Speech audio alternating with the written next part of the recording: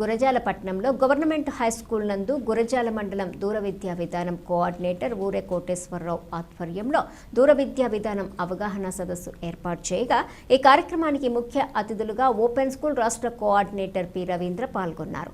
ఈ సందర్భంగా ఆయన మాట్లాడుతూ ఓపెన్ 10th మరియు ఇంటర్మీడియట్ అనేది డ్రాప్అవుట్స్కు ఒక వరం లాంటిదని 10వ తరగతికి దరఖాస్తు చేసుకుని దలుచుకున్న వారు 15 సంవత్సరాలు నిండి ఉండాలని, అదేవిధంగా ఇంటర్మీడియట్ దరఖాస్తు చేసుకునేవారు 16 సంవత్సరాలు నిండి ఉండాలని ఈ సందర్భంగా ఆయన తెలియజేశారు. ఈ కార్యక్రమంలో జిల్లా కోఆర్డినేటర్ కెఎంఏ హుస్సేన్, హెచ్ఎం ఆకుల సత్యనారాయణ తదితరులు పాల్గొన్నారు.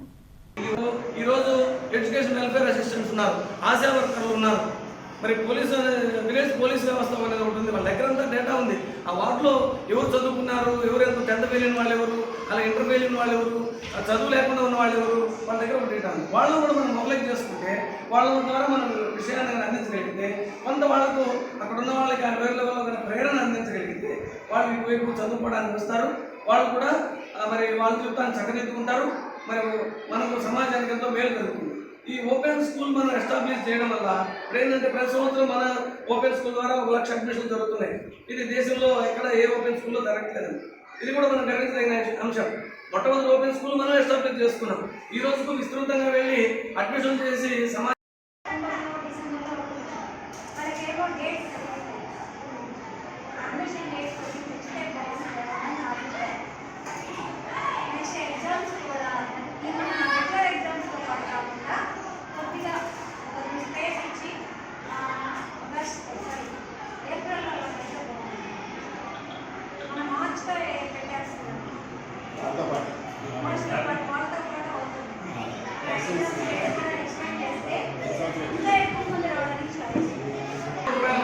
నెక్స్ట్ మంత్ 15 వరకు ఉంది. సో ఈ నిర్ణయాలు అనేది ఎవరు చేస్తారంటే మనకున్నటువంటి డైరెక్షన్స్ ప్రిన్సిపల్ సెక్రటరీ చెప్పాను కదండి. ప్రిన్సిపల్ సెక్రటరీ గారు దీనికి చైర్మన్, వైస్ చైర్మన్ గారు చీఫ్ సెక్రటరీ గారు chairman, vice chairman, principal secretary గారు, డైరెక్టర్ గారు. ఇది ఒక కమిటీ ఉంటుంది, డిస్కస్ చేస్తారు కదా ఏం చేయాలన్నది అక్కడ నిర్ణయం చేసిన తర్వాతే మన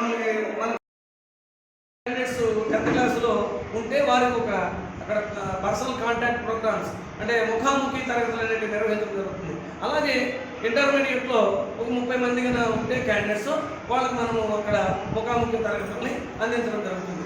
అయితే ఇందులో మనము పూర్తి సిలబస్ని వాళ్ళకి అందించడం జరగదు. వాళ్ళకు వచ్చినటువంటి ఏవైతే సందేహాలు ఉన్నాయో అవి నివృత్తి చేస్తారు. డౌట్స్ క్లారిఫికేషన్ క్లాసెస్ అవి ఖచ్చితంగా అటెండ్ అవ్వాలి. ఎందుకంటే ఇది non formal education, formal, non formal. మన విద్యలో 2 రకాలు ఉంటాయి. ఒకటి ఫార్మల్, రెండోది నాన్ ఫార్మల్. ఫార్మల్ అంటే నియతి విద్య. నియతి విద్య అంటే రెగ్యులర్గా బయటికి వెళ్ళి చదువుకోవడం జరుగుతుంది. వెళ్ళరు, వాళ్ళకు కూడా తెలివితేటలు ఉన్నాయి. మరి వాళ్ళు కూడా మేధాశక్తి వాళ్ళ దగ్గర కూడా ఉంది. మరి వాళ్ళకు కూడా అవకాశం అందిస్తే వాళ్ళు కూడా వాళ్ళ జీవితాన్ని చక్కదిద్దుకోవడమే కాదు సమాజానికి కూడా ఎంతో మేలు చేస్తారు. మరి దీనిపైన కేవలం మన దేశంలోనే కాదు ఇతర దేశాల్లో కూడా దీనిపైన ఒక విస్తృతమైన అధ్యయనం జరిగి మరి యునెస్కోకి గైడ్లైన్స్ అనేది మనకి ఇచ్చారు. దాని ప్రకారం మన దేశంలో మొట్టమొదటిసారిగా NIOS అనేది స్కూల్ విద్యలో ఒక పాఠశాలకు సంబంధించినటువంటి 10th or ఇంటర్కి సంబంధించినటువంటి ఓపెన్ స్కూల్ అనేది NIOS అనేది ఏర్పాటు చేయడం జరిగింది మొట్టమొదటిగా దేశంలో. మరి దానికి ముందే మనకు IGNOU అనేది ఒకటి ఉంది. అది డిగ్రీ లెవెల్లో ఇచ్చేటువంటి విద్య.